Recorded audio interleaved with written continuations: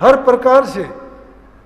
गुरु के सामने जब जाते हो तुम्हारी कमियां गिना देते हैं कि ये काम करने से तुम्हारा नुकसान होगा, ऐसा ना करो, और तुम्हें उस रास्ते पर ले जाने के लिए प्रेरित करते हैं कि तुम ये शुभ और अच्छे काम करो जिससे तुम्हारा शरीर की तंदुरुस्ती होगी, मन की खुशी होगी, और तुम्हारा घर में परिवार में सुख शांति समृद्धि खुशहाली होगी।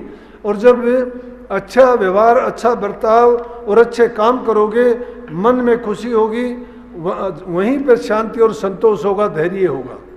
जब हमारे घरों में शांति नहीं है, मन में हमें खुशी नहीं है, किसी प्रकार की आलस्य छाया रहेगा, दुर्बलता रहेगी, हमारे विचारों की दुर्बलता सबसे बुरी है जो हमें स्वस्थ होते हुए भी कभी तंदुरुस्त नहीं होने देती। अपने विचारों को शुद्ध और पवित्र रखेंगे तो हम सब कुछ करने के लायक हैं। सारा का सारा कंट्रोल इंसान का अपने ख्यालात और विचार से है।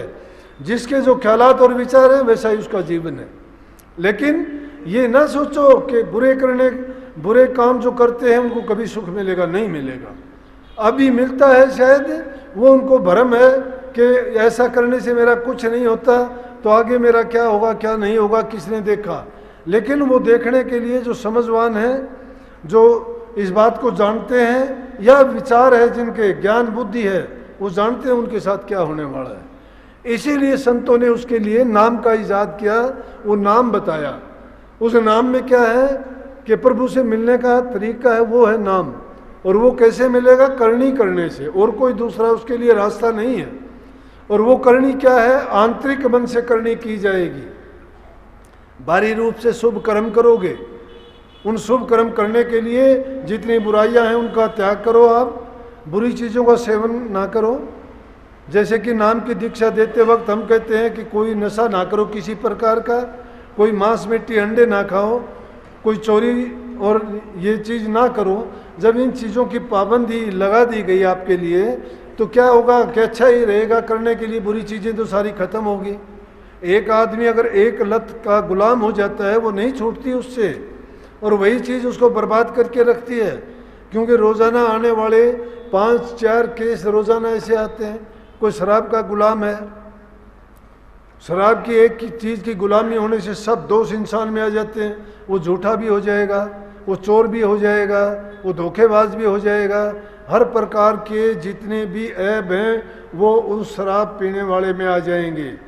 शरीर की खराबी वो कर लेगा, धन की बर्बादी वो कर देगा, परिवार की बर्बादी वो कर देगा, जीवन अपना खराब कर लेगा, नरकों में बासा कर लेगा। एक ही चीज़ को छोड़ने से उसका पूरा जीवन बन जाता है। और एक ही चीज़ की लत में पड़ने से शराबी होंगे, कबाबी होंगे, जिनके ख्यालात अच्छे नहीं, उनके घर से कोई सत्संग में, कोई अच्छी जगह, कोई कथा में या किसी अच्छी सत्संगति में जाता है तो उनको दुख होगा, नहीं जाने देते वो उनको लोग। वो उनको उल्टी सीधी बात कहते हैं और उनको मना करते हैं। क्यों मना करते हैं? उनको दुख ये होता है कि ये अगर वहाँ जाएंगे तो तेरी इन चीज़ों से मनाही होगी। वो उन चीज़ों का गुलाम है, उनको नहीं छोड़ सकता। क्योंकि काल ने ये चीज़ें अपने आप लगाई हैं। काल ने अजब जगत भरमाया, मैं क्या क्या करूं बखान। जो साधन थे पिछले युग के सो कलयुग में किए प्रमाण। मूर्ख प्राणी मन सैलानी वो अटके जल और पाषाण। और जीव बीच के जितने ना मूर्ख ना बुद्धिमान। भटक भटक भटकाया सब जग, कोई न पाया ठोर ठिकान। उनको कोई नहीं, ऐसी हालत देख जगत की संत सतगुरु प्रगटे आन। जब जीवों की ये हालत देखी तब संत सतगुरु प्रगटे इस दुनिया में। और उन्होंने प्रकट होने के बाद जीवों को वो रास्ता दिखाया। क्योंकि 3 ताप से ये जीव दुखी था इस संसार में, ये भटक गया था अपने रास्ते से। और ये काल और माया के चक्कर में पड़ने के बाद उसके बंधन पर बंधन पड़ते चले गए और उन बंधनों से मुक्त नहीं हो पाया। इसलिए संतों की शरण में जो जीव जाता है उनको वो बंधन मुक्त करते हैं। और पहला बंधन जो देह का उससे हटा देते हैं। दूसरा बंधन हम कहते हैं कि दूसरा बंधन पड़ा देह, पहला बंधन पड़ा देह का, दूसर तिरिया जान। तिरिया को बंधन माना है। बंधन किस प्रकार से माना है? बंधन जब माना है कि वो किसी गैर रास्ते पर चला जाता है तो बंधन है।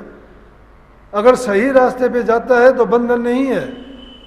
जितने भी हमारे ऋषि हुए उनकी सबकी शादी हुई, स्त्रियां साथ में रही, वो भी ऋषियों की भांति रही। स्त्रियों में कोई दोष नहीं होता, जो सही रास्ते पर वो अपने पति को, घर वाले को सही रास्ता भी दिखाती है।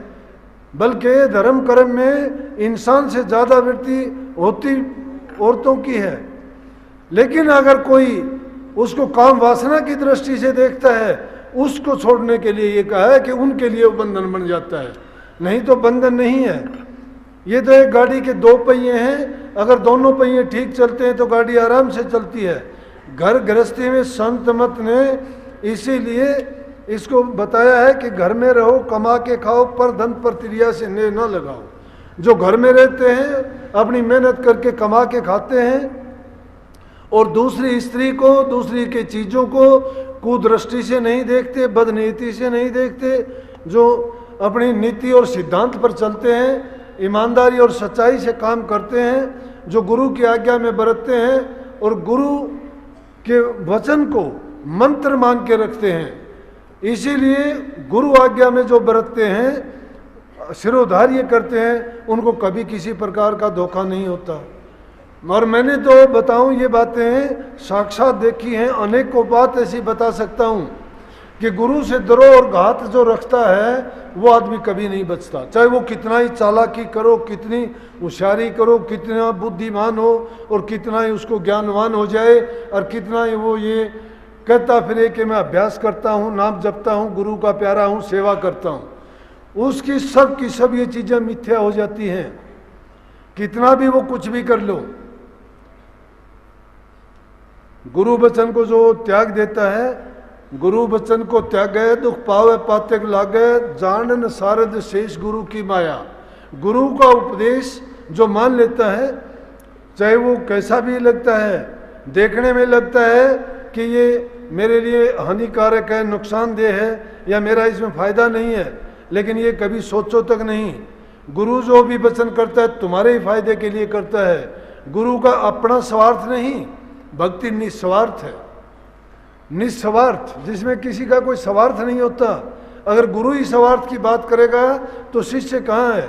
इसीलिए कबीर साहब ने उनके लिए कही कि ऐसा गुरु और ऐसा शिष्य जो होंगे, वो दोनों के दोनों इस तरह से डूब जाएंगे जिस तरह से कोई पत्थर की नाव बना के और नदी को पार करना चाहता हो।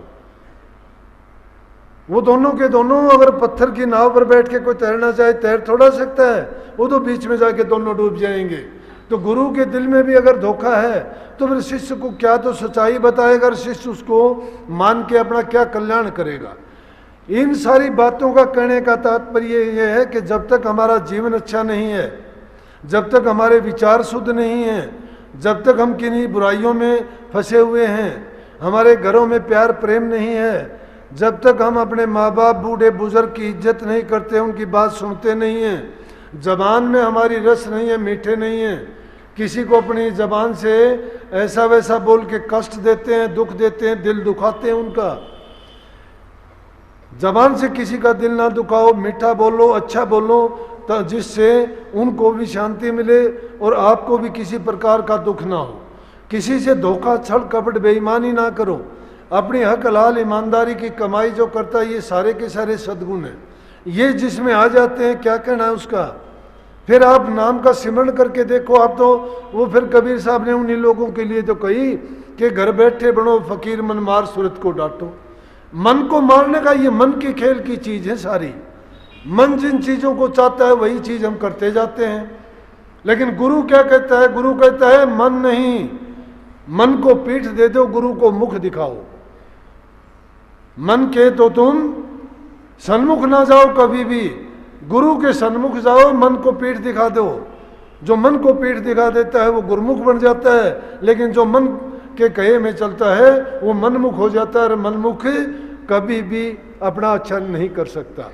इसीलिए जो गुरुमुख बन जाता है उसको तो गुरु की एक एक बात, एक एक पल, उनके दर्शन से, उनके मिलने से, उनके वचन से, हर प्रकार से उसको सुख, शांति और समृद्धि मिलती है। जब जब भी गुरु का दर्शन होता है उसकी मन की वृत्तियां एकाग्र होनी शुरू हो जाती हैं। मन में एक अलग प्रकार की शक्ति, ऊर्जा आ जाती है, जिसको देख के उसकी मलिन वासनाएं सब बाहर भाग जाती हैं। इसीलिए हम गुरु को बार बार याद करते हैं। जब भी कष्ट दुख कभी आता है, गुरु हमारा आदर्श है। गुरु में जो गुण हैं उनको याद करने से गुण हम में आ जाएंगे। इसलिए गुरु गुरु सब विश्व पुकारता है, एक ही बात नहीं है। जहाँ कहीं भी देखोगे, 3 लोक के धनी राम और कृष्ण जो थे उनको भी गुरु बनाना पड़ा था। उनको हम पूछते हैं क्योंकि अवतारी पुरुष थे, उनके पास बड़ी शक्तियां थी। आज भी हमारे पूज्य हैं वो, लेकिन उनको भी गुरु धारण करना पड़ा। गुरु के बिना ज्ञान नहीं है, ज्ञान के बिना आदमी करनी नहीं कर सकता। गुरु के द्वारे जाके जब गुरु से हमने ज्ञान ले लिया तो गुरु की आज्ञा में भी चल के देखो। जीवों की जो 84 कटी, उनकी किस चीज से? उनकी भी गुरु के बताने से कटी। किसी ने भी, क्योंकि गुरु जो रास्ता देता है, भेद देता है, उसमें परमात्मा के गुण छिपे हुए होते हैं। वो परमात्म रूप होता है। शिष्य उसको इंसान नहीं गुरु मान के पूछता है। एकलव्य की बात हमने सबने सुनी है। एकलव्य ने को गुरु द्रोणाचार्य ने तो इनकार कर दिया था कि मैं शिष्य नहीं बनाऊंगा, लेकिन उसने मिट्टी की प्रतिमा बना के उसने गुरु मान लिया। जबकि जिंदा गुरु कहता है मैं तुझे शिष्य नहीं बनाऊंगा, और उसी को वो जो मन से गुरु मान लेता है। अरे हम तो गुरु के सन्मुख जाते हैं, हाजिर नाजिर होके कहते हैं, जाते हैं, कुछ दिन के बाद बड़े आगे पीछे चलते हैं, फिर वही गंदी आदत थोड़े दिन के बाद में दुनियादारी के भाव में फिर बह जाते, फिर कोई शराब पीना शुरू कर देता है, कोई उल्टी सीधे, कोई चोरी, कोई कुछ, उन कामों में फिर उल्टे पड़ जाते हैं। क्योंकि उन्होंने गुरु का साथ, गुरु का पल्ला सच्चे में नहीं पकड़ा। अगर मन से गुरु के साथ जुड़ जाते तो भटकने का मतलब नहीं होता।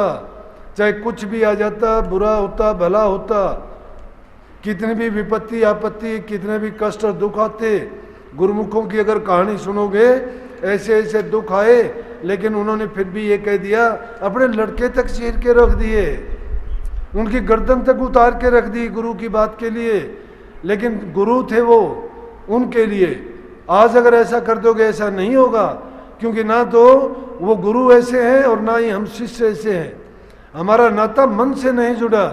लेकिन फिर भी इतनी बात एक मन में जरूर आप बैठाओ कि बुराइयों से भी अगर हम बच जाते हैं। इस कलयुग में संतों ने ये बात तो हमारे लिए कर दी कि जब 6 दर्जे पिंड शरीर के छुटवा दिए कि भाई इंसान की कलयुग में उम्र थोड़ी है, करनी करते करते ये उन दर्जों, रूहानी दर्जों पर नहीं जा सकते।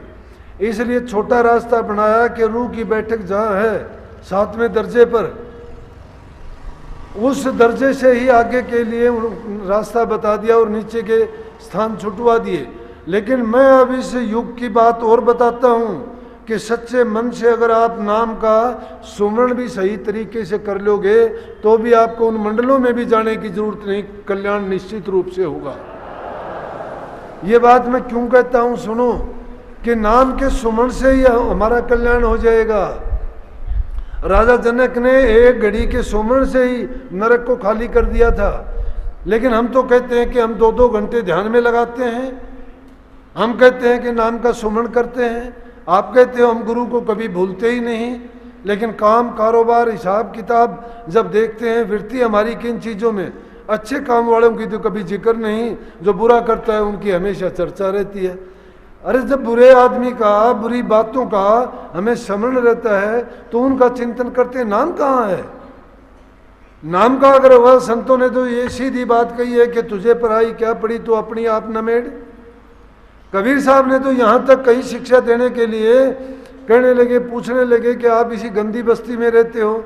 जहाँ कबीर साहब काशी जी में रहते थे वहाँ वैश्याओं का मोहल्ला था, दूसरी तरफ कसाई रहते थे।